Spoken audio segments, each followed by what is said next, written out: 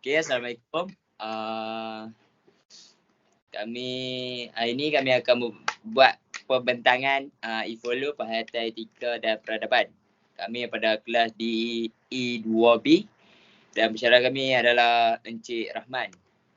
Nama saya ialah Muhammad Amirul Amir Bramli. Nombor matrik saya 10 DE 20F 2038. Nama saya Muhammad Ali Jimmy bin Sazali. Nama matrik saya 10 DE 20F 2047. Okey, nama saya Muhammad Haziq bin Muhammad Saudi. Nombor matrik saya 10 DE 20F 2041. Nama saya Ahmad Alif bin Ahmad Tamizai alias Ahmad Tamizi. Nama matrik saya 10 DE 20F 2049.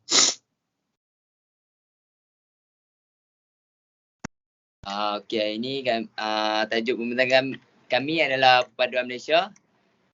Okey, yang ini adalah poin-poin untuk kami bentang pada hari ini. Okey, poin pertama adalah jelaskan tentang definisi perpaduan dan peranan pendidikan sebagai asas perpaduan negara. Perpaduan merupakan satu proses yang menyatupadukan anggota masyarakat dan negara seluruhnya melalui ideologi negara supaya setiap anggota masyarakat dapat membentuk satu identiti dan nilai bersama serta satu perasaan kebangsaan bersama di kalangan mereka. Peranan pendidikan penting dalam memupuk interaksi dan perpaduan kaum. Dalam konteks Malaysia, hakikat bahawa pendidikan merupakan faktor unggul dalam membina kerakyatan yang tunggal telah lama disedari. Oleh itu, menerusi dasar pendidikan kebangsaan, beberapa langkah telah diambil dalam usaha ke arah mencapai matlamat ini.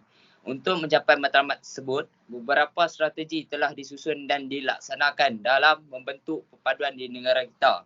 Antara strategi pelaksanaan ialah menjadikan bahasa kebangsaan sebagai bahasa pengantar utama, mewujudkan kurikulum yang sama dan berorientasi Malaysia bagi semua jenis sekolah, memastikan sukatan pelajaran yang seragam dan sistem peperiksaan yang seragam, mewujudkan sekolah wawasan serta pelbagai program pendidikan yang menggalakkan interaksi.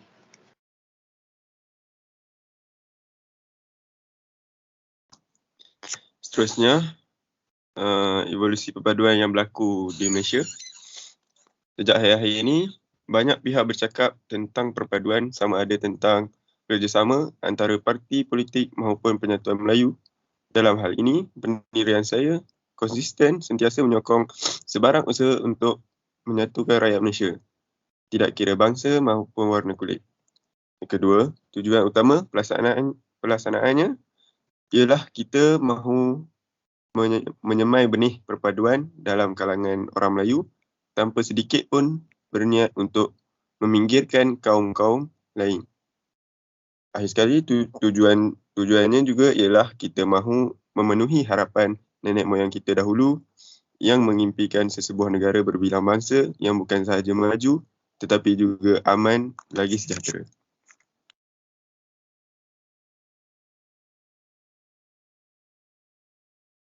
Okey, seterusnya 4 peranan bahasa Melayu sebagai bahasa perpaduan antara kaum.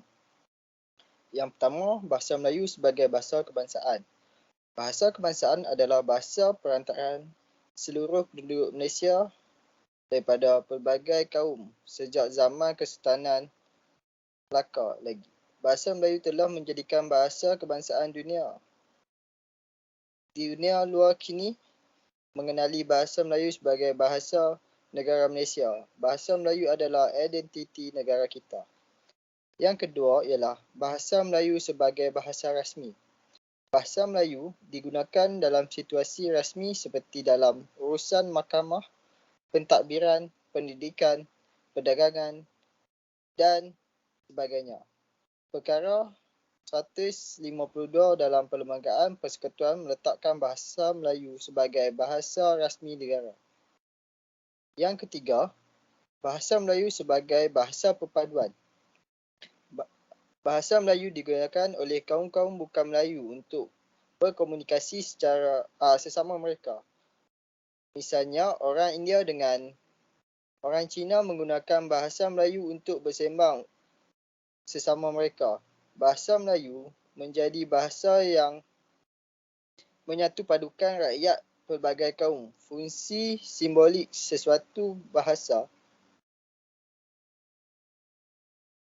standard ialah fungsi penyatuan tanpa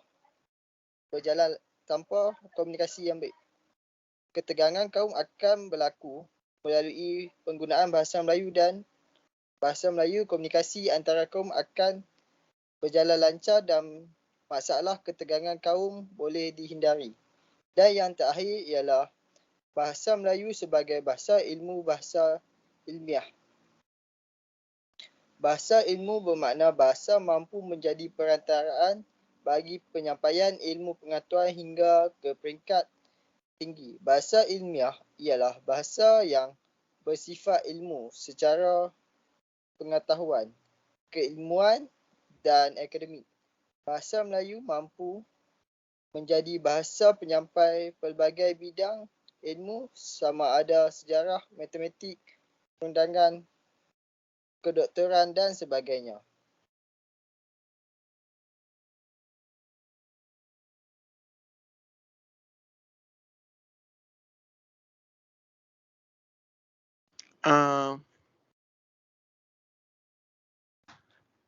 Okey, akhir sekali, 4 langkah yang boleh menyatu padukan kaum-kaum yang terdapat di negara ini. Yang pertama, mengajukan majlis rumah terbuka. Semasa kerajaan menjadikan majlis rumah terbuka, seluruh rakyat Malaysia yang terdiri daripada pelbagai kaum memberi komitmen yang tinggi seperti mereka menghadirkan diri ke majlis rumah terbuka.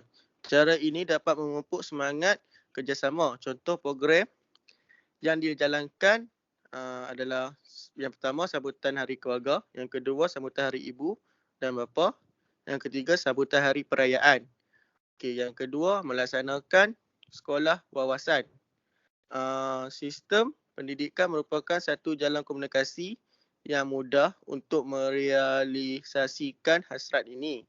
Dengan mengenalkan satu sistem pendidikan yang sama oleh Kementerian Pendidikan Malaysia, KPM, ianya telah mewujudkan perpaduan kaum secara tidak langsung. Selain itu, terdapat sekolah wawasan yang menempatkan 3 jenis sekolah iaitu satu, sekolah kebangsaan, yang kedua, sekolah jenis kebangsaan Cina, yang ketiga, sekolah jenis kebangsaan India. Okey, yang ketiga, penerapan nilai-nilai budaya dan warisan dalam aktiviti harian. Negara kita terdiri daripada pelbagai kaum seperti Melayu, Cina dan India yang merupakan kaum utama di Malaysia. Dengan itu, rakyat boleh mengaplikasikan dan mengongsi budaya kaum mereka sendiri dengan kaum lain dari aspek seperti pemakanan, pemakaian dan peradaban. Okey, poin yang terakhir, yang keempat adalah program kenegaraan seperti program latihan khidmat negara, PLKN. Jika perkara ini ditelitikan dengan lebih lanjut, sebelum ini kerajaan mewujudkan remaja umur 17 ke atas menyertai PLKN. Modul kenegaraan PLKN sememangnya bertujuan untuk melahirkan semangat perpaduan dalam sanubari remaja daripada masyarakat majmuk yang bakal memimpin negara ini. Remaja berbilang kaum boleh bekerjasama dalam pelbagai aktiviti seperti peribahasa bagai aum dengan tebing.